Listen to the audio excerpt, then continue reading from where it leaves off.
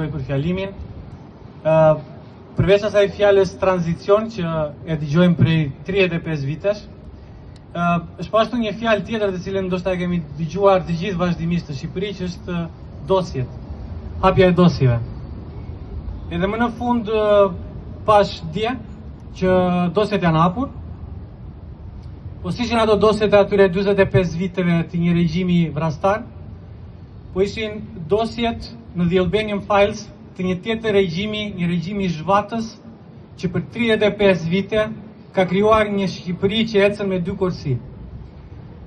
Pam në ato dosje në The Albanian Files, pam Shqipërinë të nxjerrë lakuriq përpara një individi të vetëm, në mungesë totale institucionesh, dhe pam aty tablon që ai person do të bëjë me megalomaninë e vet. Pa institucione, pa njerëz përfshirë në procedura, pa i marrë mendimin dikujt. Ajo është Shqipëria e ti, është Shqipëria e një kaste të vogël që prej 35 vitesh e zhvat atë vend të pasuruar nga Zoti, por të varfëruar nga idutët. Faleminderit. Së dyti, për të vijuar me të famshme The Albanian Files, më vjen shumë mirë që jemi bërë bashkë edhe për t'i dhënë një mesazh njerëzve, profesionistëve jo shqiptar, në Holand, në Belgjik, në Gjermani, në Itali, kudo ku janë, që Shqipëria nuk është një shesh ku mund të bësh për shesh. Bravo! Dje në Amsterdam ku jetoj, kemi pasur 37 gradë. Megjithatë në pallatin ku ne jetojmë, nuk mund të vendosim kondicioner, sepse fasadat në të gjithë lagjen janë të mbrojtura nga qyteti.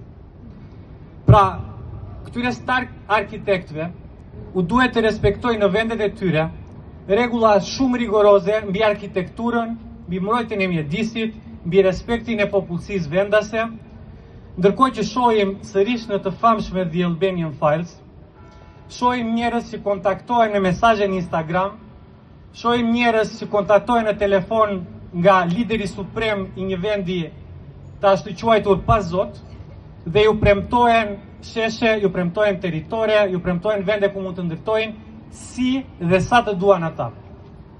E pra, le të tregojmë këtyre profesionistëve të mirë në vendet e tyre që të njëjtën gjë duhet ta bëjnë dhe në Shqipëri. Nuk mund të ndërtojnë në Shqipëri sikur të jetë një vend pa Zot. Shqipëria nuk është tabula rasa, Shqipëria nuk është laborator arkitekturës moderne, ku secili mund të vë në lojë të gjithë fantazitë e veta, të cilat nuk mund t'i zbatoj në vendin në të cilin është licencuar dhe në të cilin është bërë arkitekt.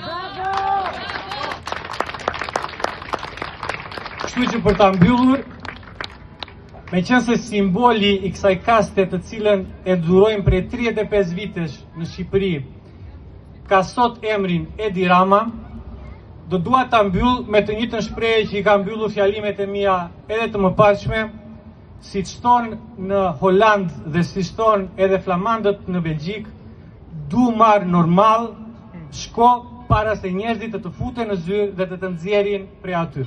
Faleminderit shumë.